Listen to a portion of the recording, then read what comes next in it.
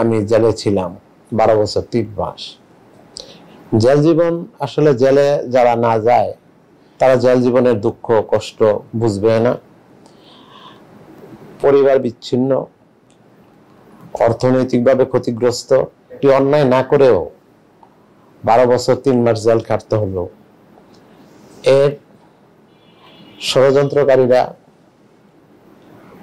হেরে গেছে, কিন্তু আমি তো আমার 12 বছর 3 মাস ফেরত পাবো না। আমি জেল থেকে বেরিয়ে আমি আবার দলের কর্মকাণ্ডে সংযুক্ত হয়েছি। আমার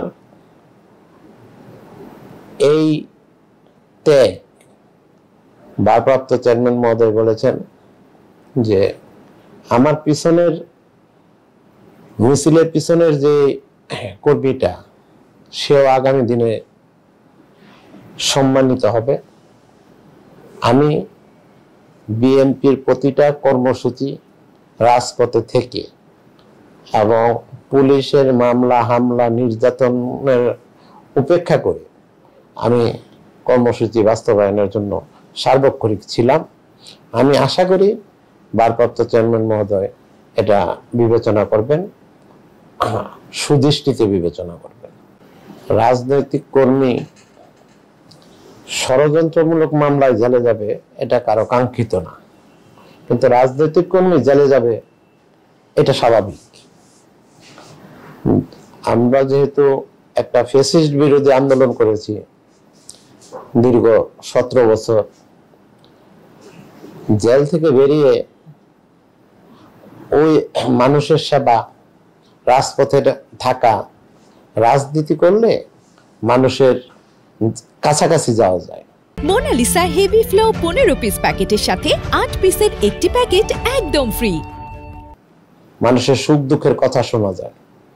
এই থেকে উপলব্ধি থেকে আবার বিএনপির রাজনীতিতে সক্রিয় ভূমিকা পালন করেছে।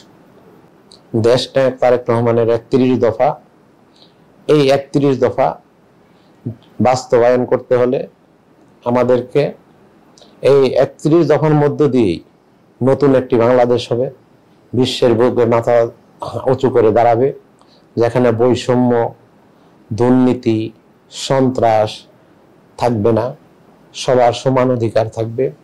এই 31 দফা প্রতিষ্ঠা করতে পারলেই বাংলাদেশ একটি সুন্দর রাষ্ট্র হবে।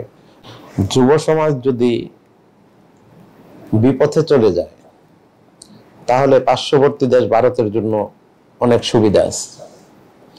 মেধা বিকাশের বাধা দেওয়ার জন্য তারা মাদককে একদম রোড লেভেলে মাদক বিস্তার করেছে। প্রথমত এই মাদক বিস্তার রোধ একদম মাদককে জিরোতে আনতে হবে।